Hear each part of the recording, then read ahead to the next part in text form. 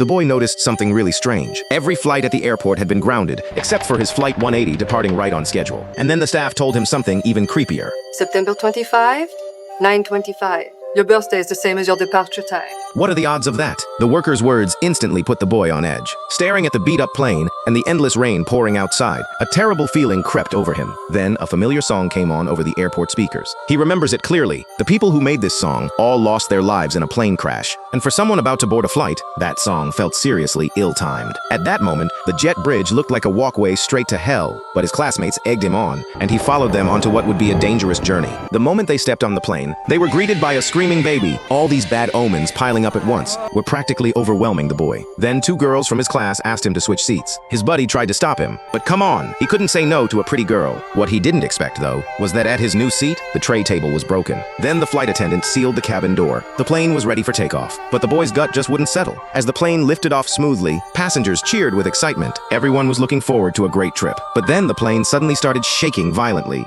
That excitement turned to terror in an instant. As the plane kept rocking, oxygen masks started dropping one by one. But in a disaster like this, those masks are just there for peace of mind. Then the plane's electronics started failing, causing the cabin to lose pressure.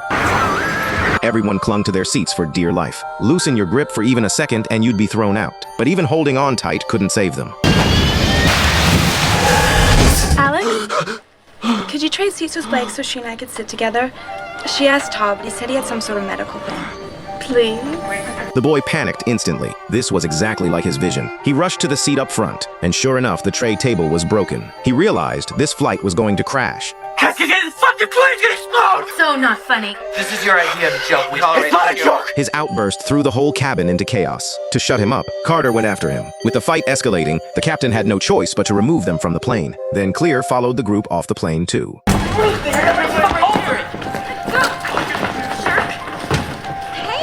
You got this? No one gets back on board. Their teacher rushed over to explain. She was taking 40 students to an art exhibit in Paris. After she begged and pleaded, the captain agreed to let one teacher stay behind with the students. Since the male teacher spoke French, the female teacher suggested he go ahead to Paris. She and the 6 students would take the next flight to meet them. So the male teacher got back on the plane, not knowing it was carrying them all straight to their doom. I saw it. Like, I don't know, I saw it. I saw it on the runway. I saw it take off. I saw out my window, I saw the ground and the cabin, it starts to shake, right? And the left side blows up and then the whole plane just explodes.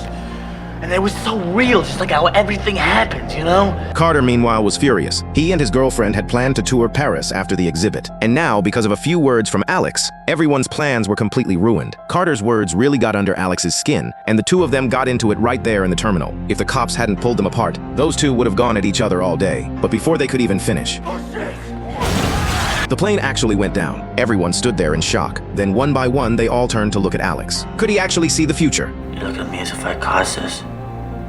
I didn't cause this. Are there any survivors? How should I know?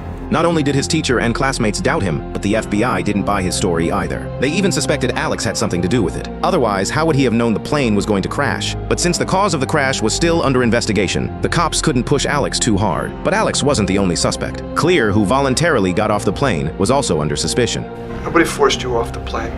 You said you weren't friends with those that were.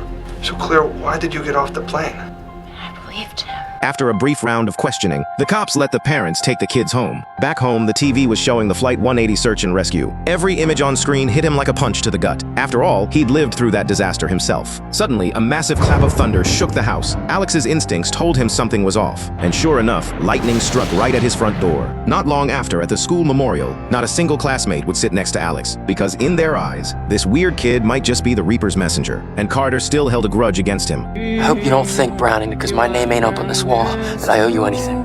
I don't. Because all I owe are these people. To live my life to the fullest. Why don't you stay off the JD then, huh, Carter? Listen, don't you ever fucking tell me what to do, alright?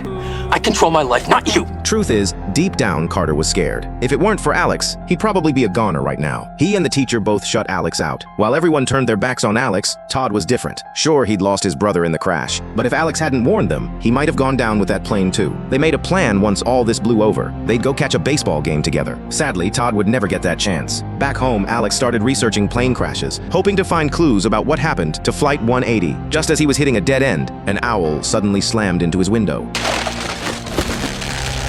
A scrap of paper drifted down and landed on Alex's lap. He picked it up, and there was Todd's name on it. Meanwhile, over at Todd's place, a stream of water was quietly creeping toward Todd. Todd had just set down his razor and was now pressing scissors to his face. Just as the water reached Todd's feet, he suddenly stepped away. But when fate comes calling, there's no escaping it.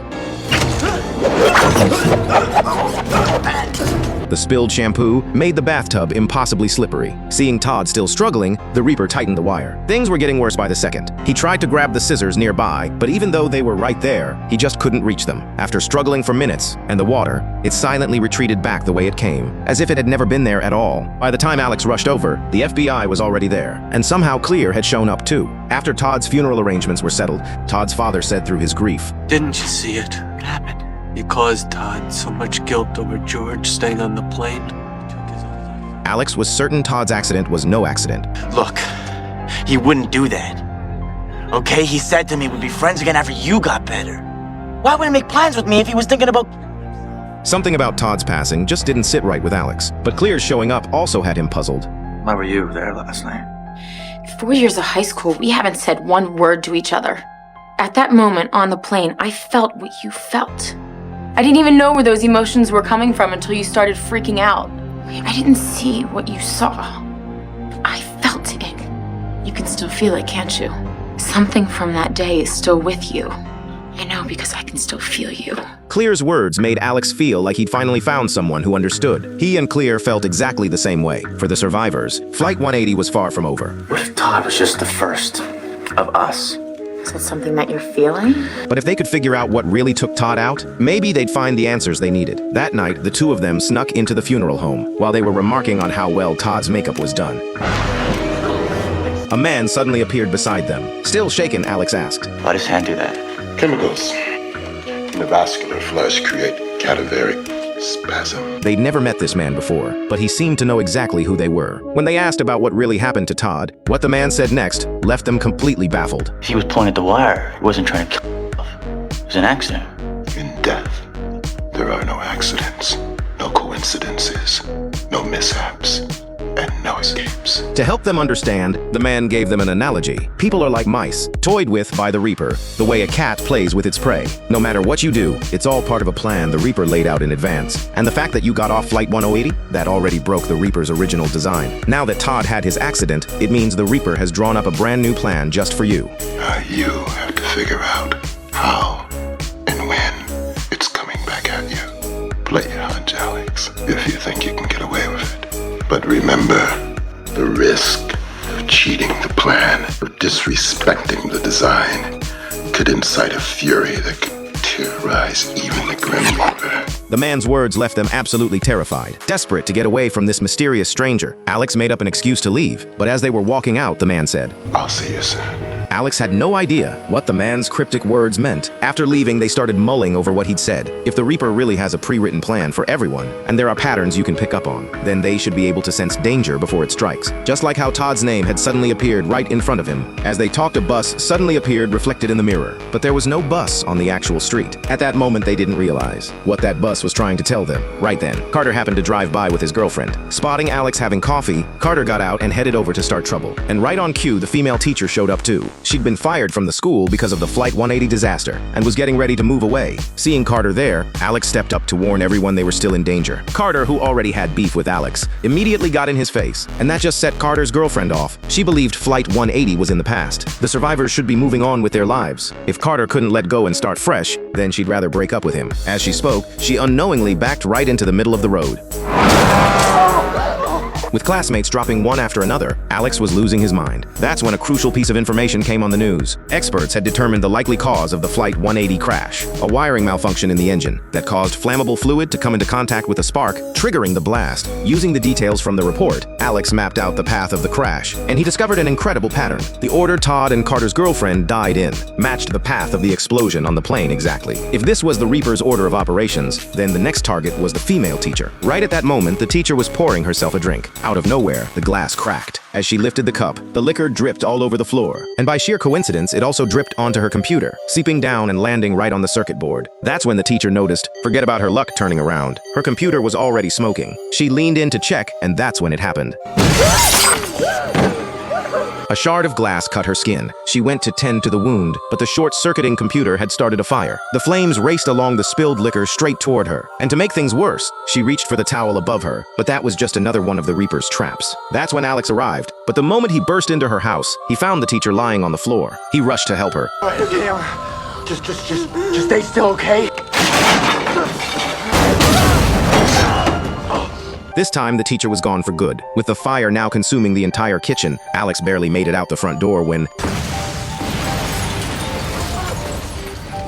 the 4 remaining survivors gathered together. Out of the original 7, only 4 were left. But since Alex had been at the teacher's house when it happened, and he'd already known about Flight 180 beforehand, the cops now had their eyes firmly on him. But according to Alex's theory, the Reaper's next target should be Carter. Hearing he was next on the list, Carter refused to just sit and wait for the Reaper to take him. He floored the gas pedal, and the car took off like a bat out of hell. Instead of slowing down, Carter sped up even more. No amount of pleading from the others could get him to ease off. Carter wasn't giving up. He was gambling with all their lives. He even took both hands off the wheel. Right then, a semi-truck was heading straight for them. I'm on the wheel,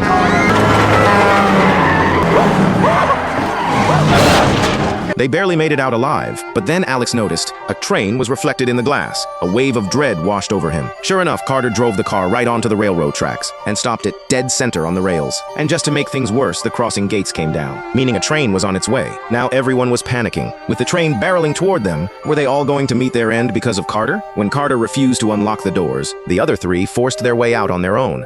Carter, listen to me! Hey, listen to me! This isn't the way! It's not the way! Get out of the car! Come on! With the train bearing down, that's when Carter realized the car wouldn't start. Now Carter was panicking. The train was right on top of him. Just as he tried to bail out, the doors mysteriously locked themselves. No matter what he did, he couldn't get the doors open. He couldn't even unbuckle his seatbelt, but Alex didn't leave him behind. He rushed over to save Carter, but the train was already there. He really is next. Get up!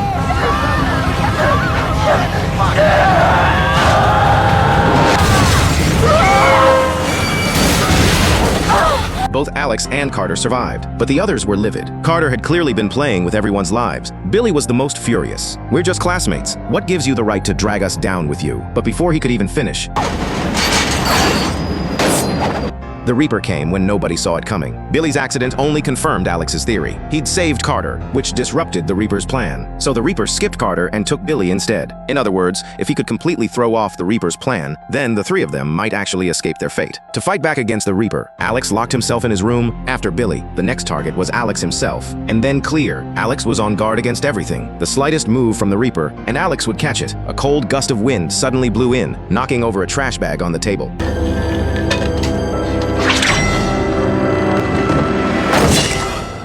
If Alex hadn't been holding the door, that knife could have gotten him. He yelled furiously at the Reaper. You tried to capitalize, but I caught you. I could beat you. Yeah, maybe not forever.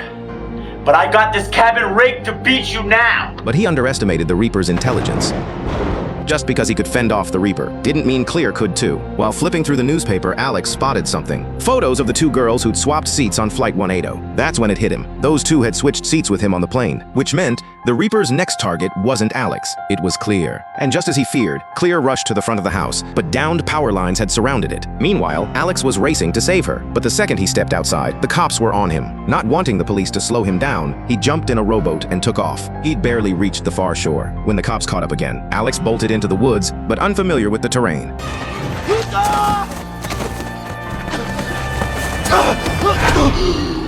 Alex barely escaped with his life. Then lightning struck a tree right ahead of him. Alex knew the Reaper was trying to stop him from reaching Clear, but he'd only gone a few more steps when the Reaper was going after Clear at the same time. To lure her downstairs, the Reaper used her dog as bait. Clear fell right into the trap, but the moment she reached the dog, Clear almost didn't make it. But the Reaper's assault wasn't over. Just as Clear tried to unhook the dog's chain,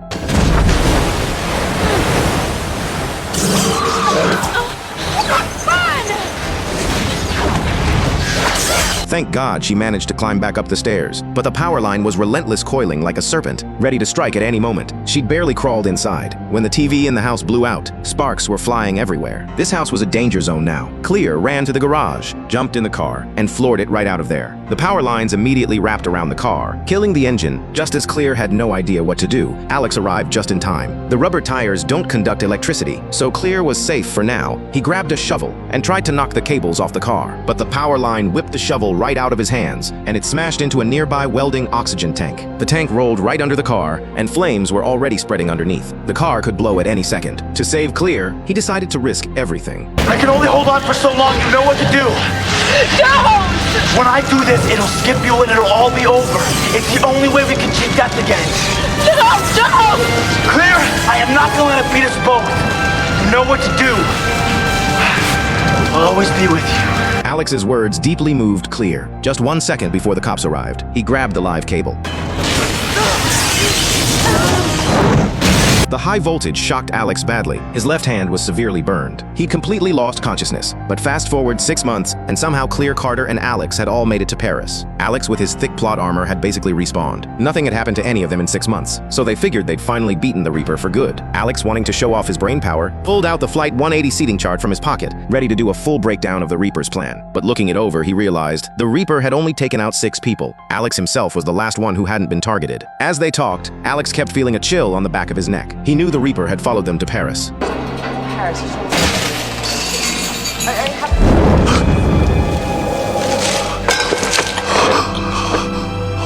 Now Alex was completely shaken. He told Clear and Carter to get away from him. He was going back to the hotel alone. Clear immediately sensed Alex was in danger.